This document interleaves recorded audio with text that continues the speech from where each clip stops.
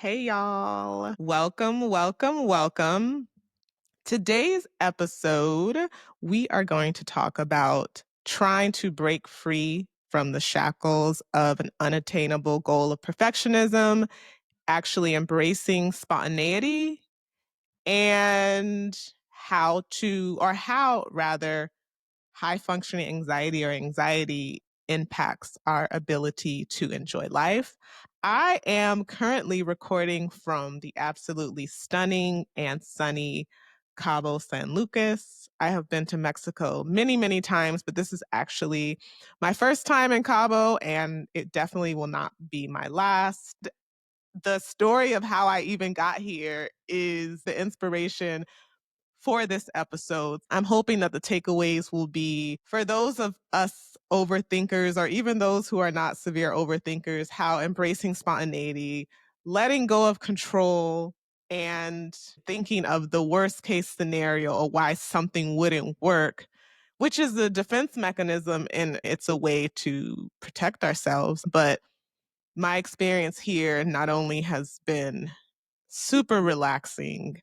I had so much time just to reflect, very inspiring, but it showed me had I defaulted to my typical self, I would not be sitting here right now at this gorgeous resort feeling even inspired to record this because I would have let my mind try to protect me and think of everything that could and can go wrong, and that has not been the experience at all. So, yeah, it actually all starts, and this is all going to tie in if you're watching this on YouTube or another video platform. It started with these braids, actually.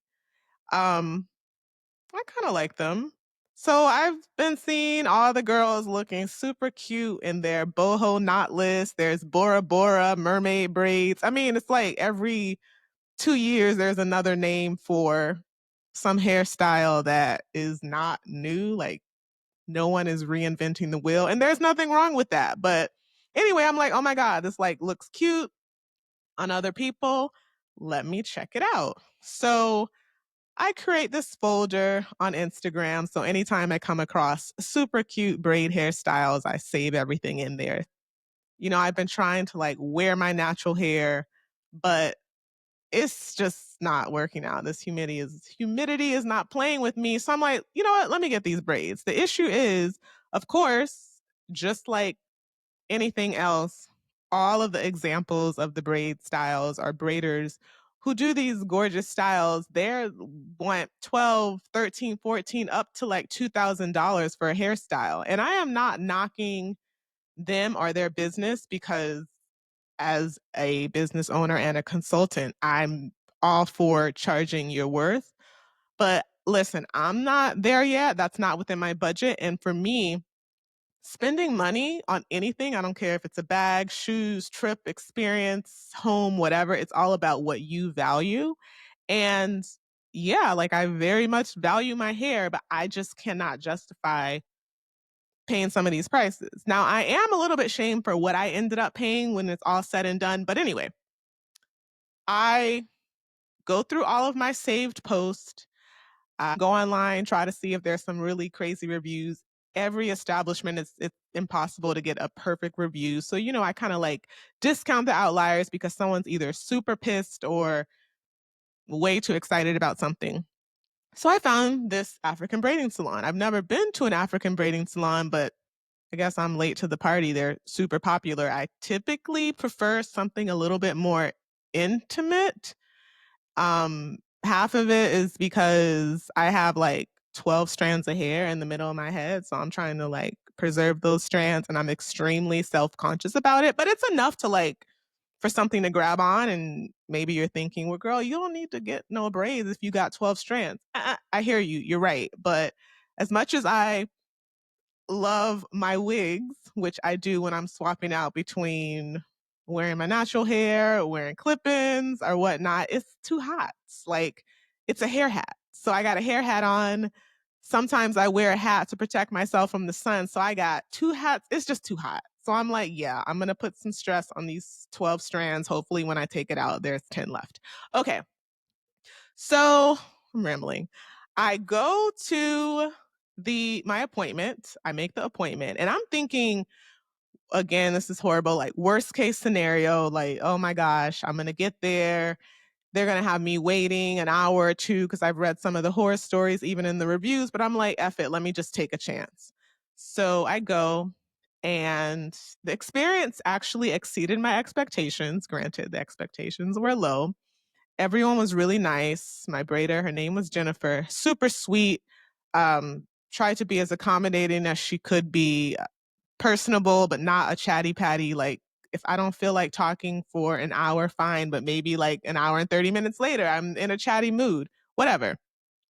So she's doing my hair, and I am very tender headed. So I haven't had braids in a really long time. So she starts, and I feel some tension, but I'm just like, Brittany, it's braids. Like, you're going to feel tension. Like, with any hairstyle, like, unless you're just wearing it out, there's going to be some bit of tension. But I figure, all right, after a couple of days, it's going to like loosen up.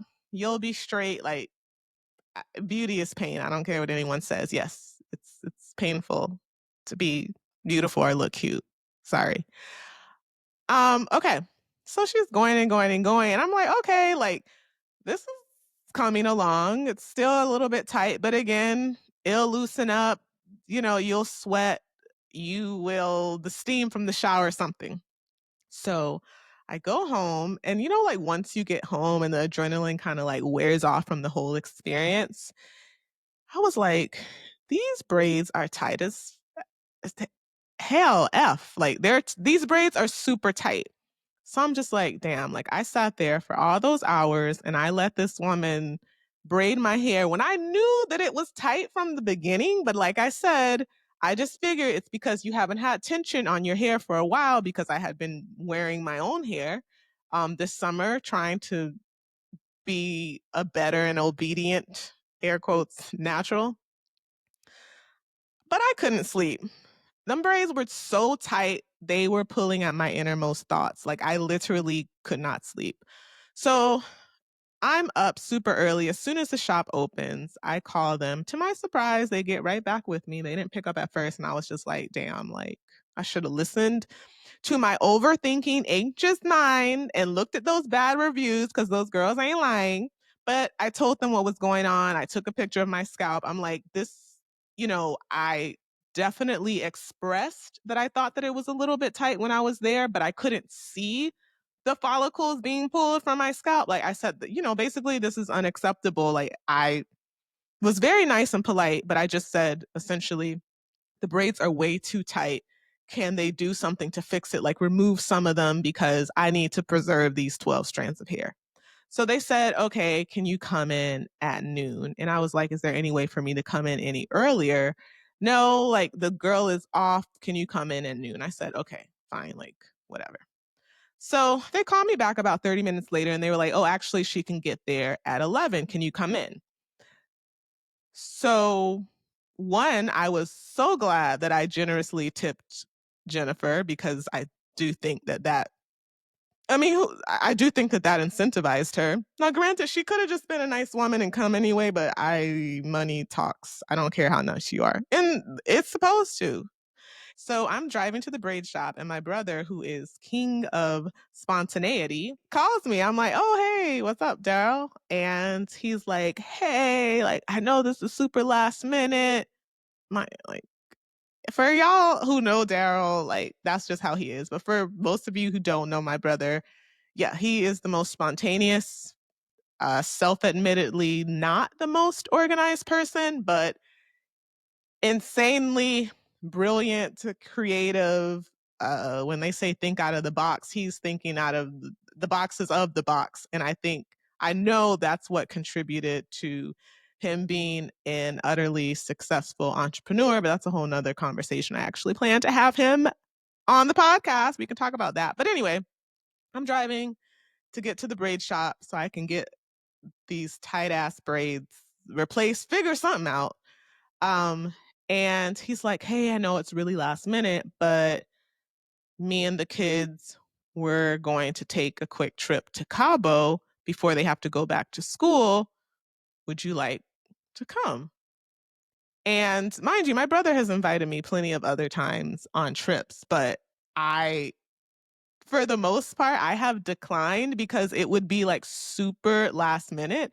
And my mind starts thinking, I'm not packed. I'm not ready. What if there's a reason that I need to stay behind?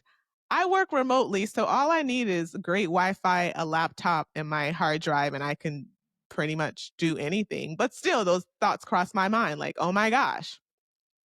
So I was like, what time does the flight leave? And he's like, we're leaving at 4. This was about at this point because I was running a little bit late, it was like 11:30. So I kept thinking, "All right, I gotta get to the braid shop.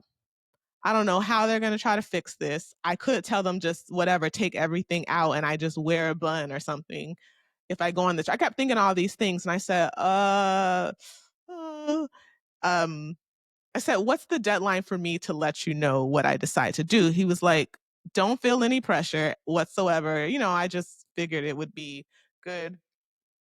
I just figured it would be good, a change of scenery, change of pace to hang out with me and the kids and be in beautiful Cabo. Like if you want to come, come. If you don't, that's cool. Let me know by 1 o'clock. So I'm driving there like, oh damn shit. Like I really want to go because I've never been to Cabo and I always enjoy an opportunity to spend time with my family. So when I get to the shop, and they're moving faster than I anticipated. I text him like a little bit before 1. I was like, okay, I'm in. I'm going to go to Cabo. And he's like, oh, great. Send me a picture of your passport. For this particular flight, or he rather, chartered a jet. So, I mean, that's the only reason that I forgot to say that I even agreed. There was no way I was going to make a 4 o'clock flight if I'm driving.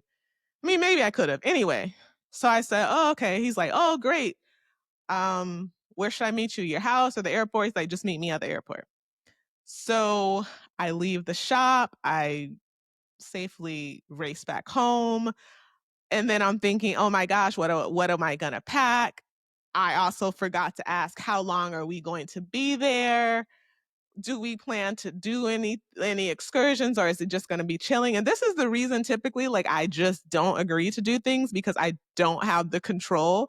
And typically when people say control, it's such a negative thing and I never thought of myself as a controlling person because in the sense where we're thinking I am some abusive person, it's not like that.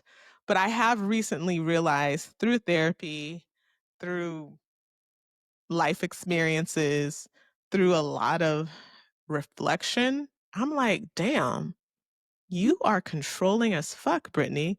And it's because it's a way for me to manage my anxiety. If I can control or think, because if let me finish this thought. If in my mind, if I can control an outcome, I won't be so anxious. It's kind of like who are going to be there. People use it as like a funny term, but damn, them people are anxious too. Whenever you ask who are going to be there, that's anxiety speaking. I mean, because I want to know, is it going to be someone there that I don't like? Is it going to be someone I don't really fool with or someone I just don't feel like king with? You know what I'm saying? Like obviously this is life and we're all adults, so there's always going to be someone you don't necessarily want to for the most part if you're going to something unless it's an intimate gathering, and I've mastered the art unfortunately of being phony as fuck. Like I can schmooze with the best of them, but sometimes especially on my free time for something that I don't have to go to that's work related, a networker or something where I'm getting my money, oh, because best believe I don't give a fuck. Sorry, I'm cursing. I don't care if I don't like a single person in that room. I have learned I don't let that get between me and that check. But for something leisure, yeah, who are gonna be there? So I didn't ask any of these things. So I'm just like, oh my gosh. Anyway, so I like pack and I race to the airport. I'm running late. I get into the Uber. The lady's air conditioning doesn't work. It's hot as hell. So she plugs in this like USB, like portable AC thing that I never even knew like existed. I'm getting pissed, but as I'm getting pissed, I'm getting like my body gets hot and I'm just like, you're not making this any better. You're not making this better. You're going to arrive sweaty and stinky. Like, this is out of your control. Brittany, like I have to like tell myself, I talk to myself, the AC is out of your control. What are you going to do? Get out of the car, call another Uber and be late? Or, worst case scenario, you show up drenched, you have your suitcase, you change into clothes, or you figure it out. Like, and then I found my jaws unclenching and my shoulders lowering. I'm like, okay, cool. So I get there and we board, and my brother has some great snacks. We got brisket, chicken wings, watermelon. The jokes write themselves. Stop it. It was good as hell. Some other fruits, just like it was wonderful. The flight was amazing. The flight crew was great. I played games with my niece and my two nephews, took a little nap. Took a little nap. I read some of this book that I've been meaning to read and just was enjoying the experience. And I'm just like, oh my God, like I'm so happy that I agreed to go. But of course, my overthinking, like, no, brain is like, wait a minute, you ain't even landed. You don't know. The trip just started. Okay. Anyway, so I land. This is a freaking long story. I get to my resort. It's gorgeous. I'm here now. I'm literally like looking out into the ocean. I am from Miami, Florida, used to beautiful waters. I've been to plenty of beautiful resorts, gorgeous properties on the water or off, but this definitely is top 5. I will return. So that's what led me to this that's what led me to think, you know what, Brittany? You need to let go and live a little sometimes. Be a little bit more spontaneous. You may not know how something's going to turn out, but unless there's a lot of data that's going to tell you this is a bad freaking idea, why not? Never been to Cabo. This is an opportunity for you to spend more time with your family. It's a time to relax.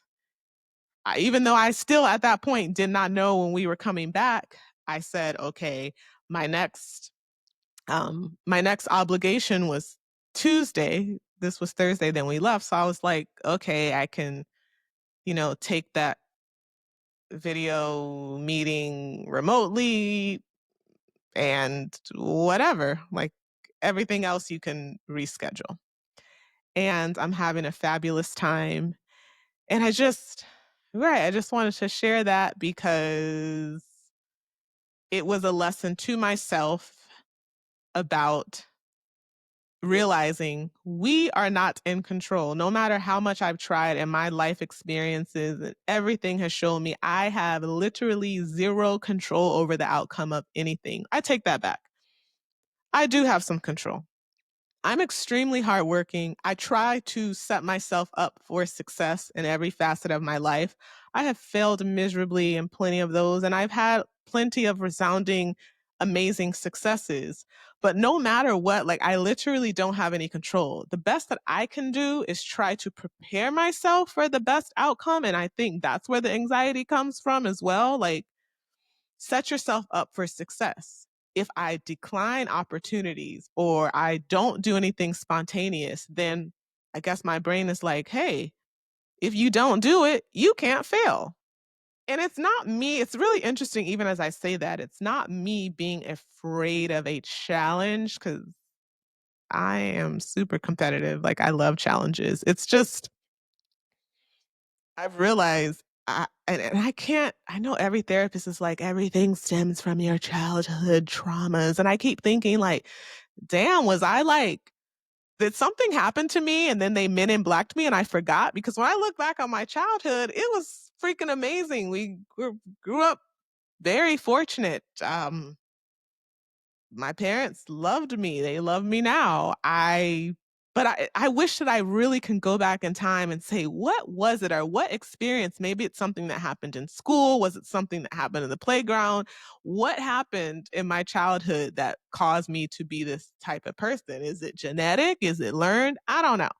Anywho, I have come across the silver lining is there are certain tips I don't want to call them tricks, but suggestions that were suggested to me through people, through reading, and some practices that I put into place that have helped me to overcome some of this. So, one is instead of me ruminating or overthinking the worst case scenario, why don't I think about the best case scenario? Because honestly, now statistics was not my strength.